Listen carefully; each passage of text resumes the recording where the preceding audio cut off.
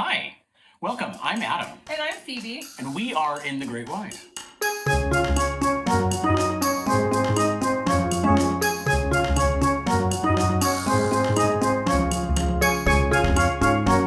we're here to talk to you about the Explorer of the Seas, the Royal Caribbean ship. It was commissioned in 2000. It was supposed to have major upgrades in 2020, but the pandemic kind of put the kibosh on that.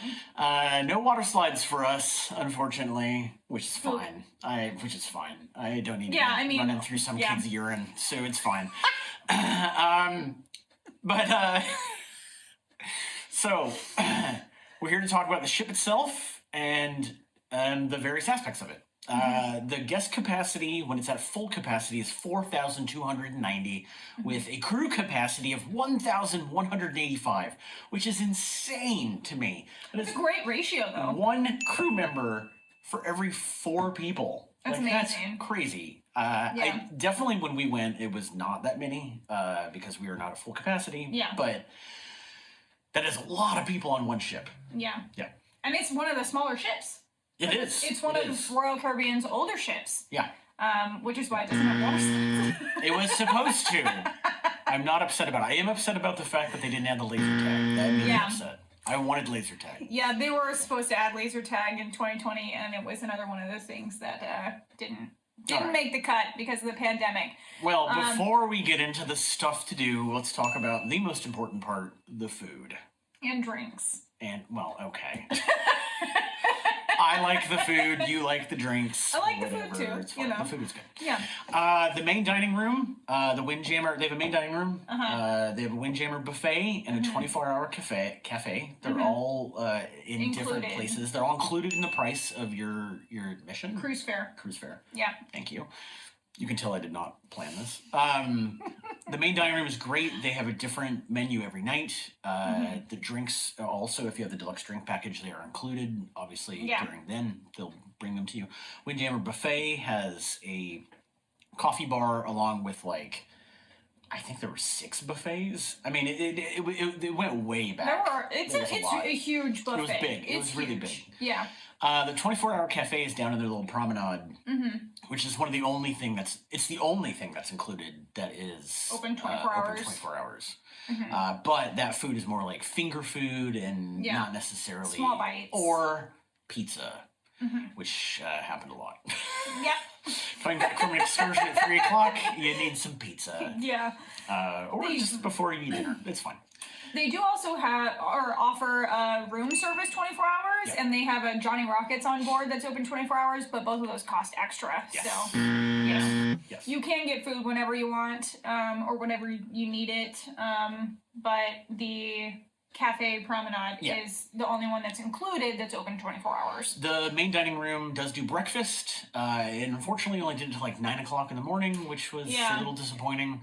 The hours were limited. Yeah, and then dinner was a set time that you had. So, and then the Windjammer was open for breakfast, lunch, and dinner, but it was closed sporadically for about 2 hours throughout the day. 2 hours between breakfast and lunch, and 2 hours between lunch and dinner, and which would end up being kind of a pain when you get back from excursion. Literally, the only thing you do is go to the cafe, and along with the other 2,000 people on board or whatever. That got a little frustrating at times.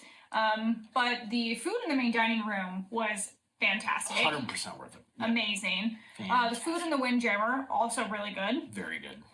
Food at the cafe was hit or miss. Yeah. I think.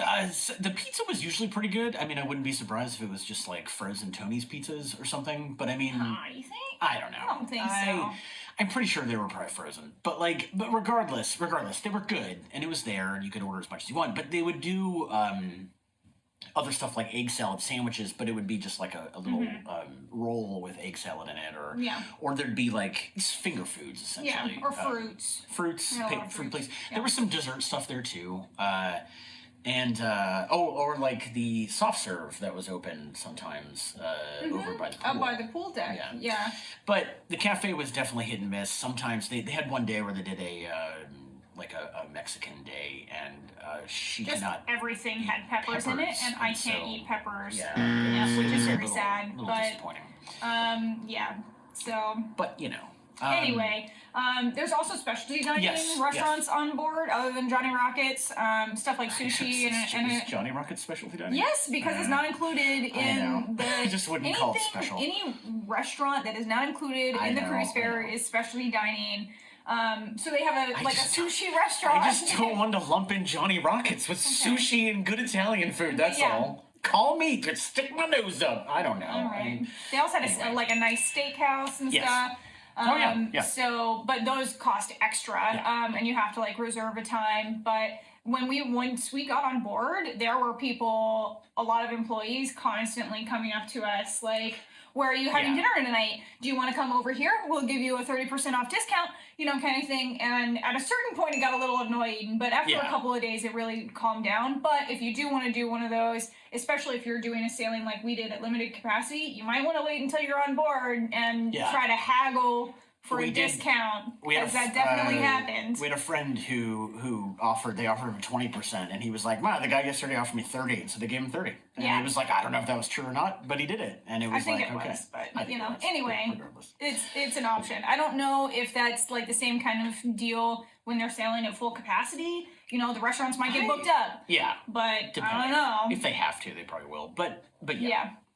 And as far as drinks are concerned, there are 10 bars on board. Yeah. At least 10 bars. Yeah. Not including... Plus, there's a bar in the Windjammer. It's a small bar where they make lattes and cappuccinos and stuff, but then they can also make you mimosas, tequila sunrise, a screwdriver, that kind of stuff.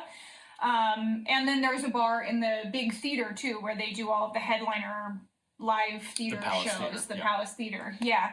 And then there are 2 other bars that are on the ship that are restricted access for people who are higher ups on Royal Caribbean's loyalty program. But if you're just a first-time cruiser like we were, then you have at least 10 bars on this ship to go around to. We walked on, did our safety briefing, and then immediately turned a corner, and there was the schooner bar, and we had a drink. We had a drink within 3 minutes. Yeah, it was fantastic. Yeah, and the bars are open until midnight to 2 a.m. ish. The one that's open the latest is the casino, because the casino would be popular. But a couple of them were open until midnight. There were a few that closed a little earlier, I think, but there was at least one bar open until 2 a.m. Yeah. And they would say 2 a.m. or until something about guests something. There was until people lose interest. Essentially, there was one night that we were at the casino bar until almost 3:30 in the morning, but it was because we had friends that were constantly gambling, and so they didn't want to close down, and we just kept drinking. We were just hanging out. But there's a pool there's a bar by the pool. There's another bar on the opposite side of it that in the what they call the solarium, which is an adults only pool and hot tub area. There's another bar that's above the pool deck where you can look down at the pool. There's another bar. That was a sky bar, and then there's another bar called Dizzy's that was on it was the highest up of any of the bars that had nice big glass windows. So you could look down onto the pool deck or, have a nice view if you're up there during the day, kind of thing. And there was dancing there at night. So anyway, there are plenty of bars, plenty of places to have drinks, and the different bars do offer different specialty drinks. So that was kind of cool. We did one night where we just kind of did a little bar hop around the ship and went to a couple different places to have different drinks. So that was really nice. And then fun stuff to do. Other stuff to do beyond the pools, the hot tubs, the solarium, the adults only solarium, the casino. Obviously, there was an arcade. It was a very limited capacity arcade. Every other machine was off to try to save people from COVID, which was fine. But I just took a walk through it and was kind of okay, because I like video games, so I was I wonder. But it was a little disappointing, I think. There was mini golf, which was just we had a lot of fun. 9-hole mini golf course, but we did that with the whole group. We did a mini golf thing, and it worked out great. It was really fun. They do karaoke probably about 5 or 6 times during the cruise. Yeah, probably, 5 or 6 Most times, of them would be 45 minutes to an hour. There was one night, I think it was about 90 minutes, but there was definitely an evening where nobody showed up to sing, and it literally was just us. Yeah. Which was fun, which was really fun. But, I wanted karaoke to go on longer, and also the songs that they had to choose from were really limited. Yeah. Some of the songs I like to sing at karaoke, I think are pretty well known and pretty common at karaoke, and they didn't have a lot of them. Yeah. So that kind of stunk. I think if they had a wider song selection, more people would be more interested in the karaoke, and they could have it go for longer and have it a lot more lively, you know? But we did get to do some karaoke. Yeah, it was good. Yeah. The Schooner Bar had pub trivia pretty much every day.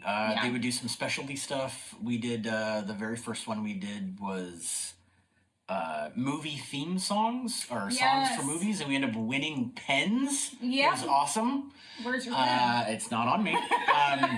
And then we did a Queen themed one, but there was a couple others. But they did general trivia pretty much every night at like 5 o'clock, and it was nice. I mean, most of the time we weren't there because we were doing excursions or coming back. We were at the pool or something. Yeah. But it was nice that it was there and that you could do it, and that they had prizes. I mean, they literally had prizes at the end. Yeah. So it was fun, and they usually took half an hour. I mean, they were not long at all. Yeah, they were quick, fun, single round. Yeah.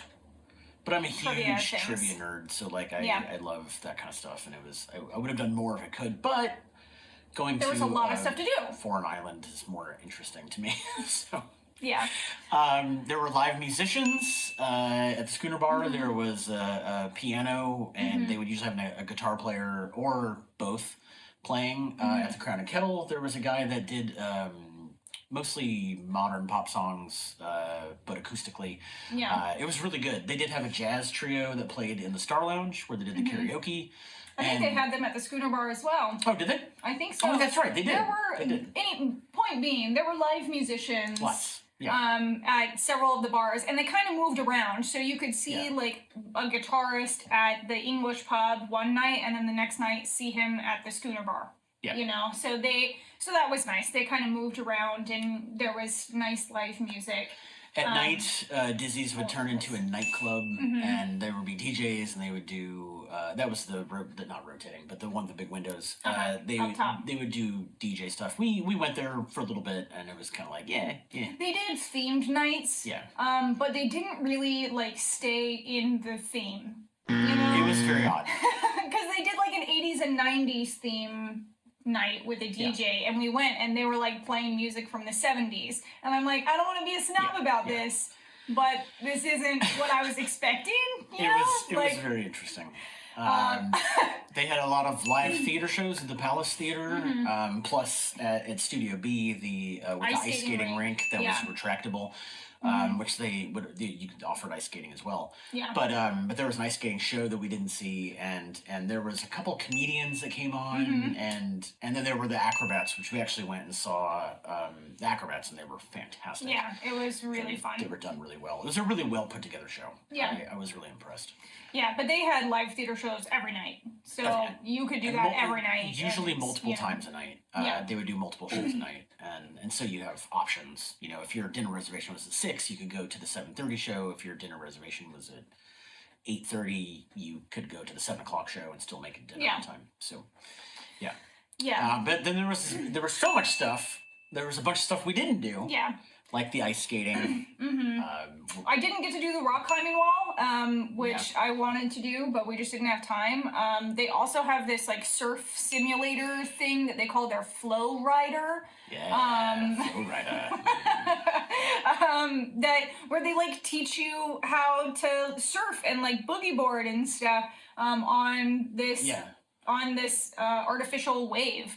We didn't get to do that either. It was really busy. We were over there playing mini golf, and it's right by it, and it was really busy, and I was just kind of like, it's fine. Like, I don't want to learn that much to wait in line for an hour and then go do it. Yeah. But they also had a basketball court. Which they would use as, it would be basketball court, and then sometimes it was, I think they did it as like a badminton or something. There was some other sports they did on that basketball court. Yeah. But they would do like open play during like open shooting during the night and like for a couple hours and stuff. So yeah, and there was a gym that offered some, you know, early morning like ab classes or stretching things, yoga classes, kind of things. We didn't get to do any of those, but it's there. There's also a spa where you could go and get a massage. You could get your nails done, you know, that sort of thing. Yeah.